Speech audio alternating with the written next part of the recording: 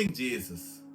വ്യസനത്തോടെ ഒരുവനെ പ്രസവിച്ചപ്പോൾ വ്യസനപുത്രൻ എന്ന പേര് അമ്മയിട്ടു എബ്ബേസ് എന്നായിരുന്നു പേര്.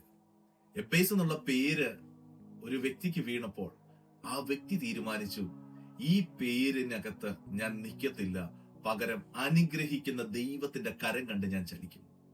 എബ്ബേസ് ഒരിക്കൽ ഒരു പ്രാർത്ഥന പ്രാർത്ഥിച്ചു, നീ എന്നെ നിശ്ചയമായി അനുഗ്രഹിച്ച് എന്റെ അതിർ വിസ്താരമാക്കുകയും നിന്റെ കൈ എന്നോടുകൂടെ ഇരുന്ന അനർത്ഥം എനിക്ക് വ്യസന കാരണമായി തീരാതെ വണ്ണം എന്നെ കാക്കുകയും ചെയ്താൽ കൊള്ളാമായിരുന്നു എന്ന് അപേക്ഷിച്ചു.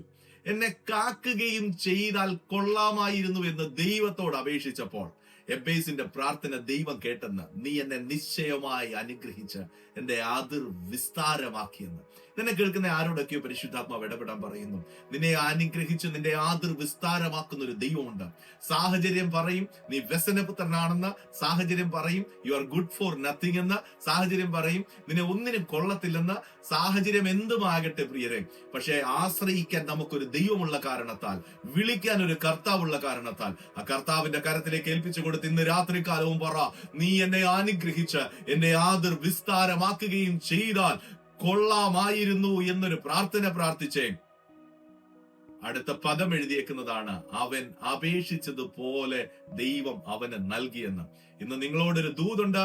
നിങ്ങൾ അപേക്ഷിക്കുന്നത് പോലെ, നിങ്ങൾ പ്രാർത്ഥിക്കുന്നത് പോലെ ചെയ്യുന്നൊരു സ്വർഗം, ഒരു ദൈവം നിങ്ങൾക്കുണ്ട്. ആ കർത്താവ് നിങ്ങളുടെ അപേക്ഷകളെ, നിങ്ങളുടെ ആഗ്രഹങ്ങളെ, പ്രാർത്ഥനകളെ സാധിപ്പിച്ചു തരട്ടെ. Bless you in Jesus name.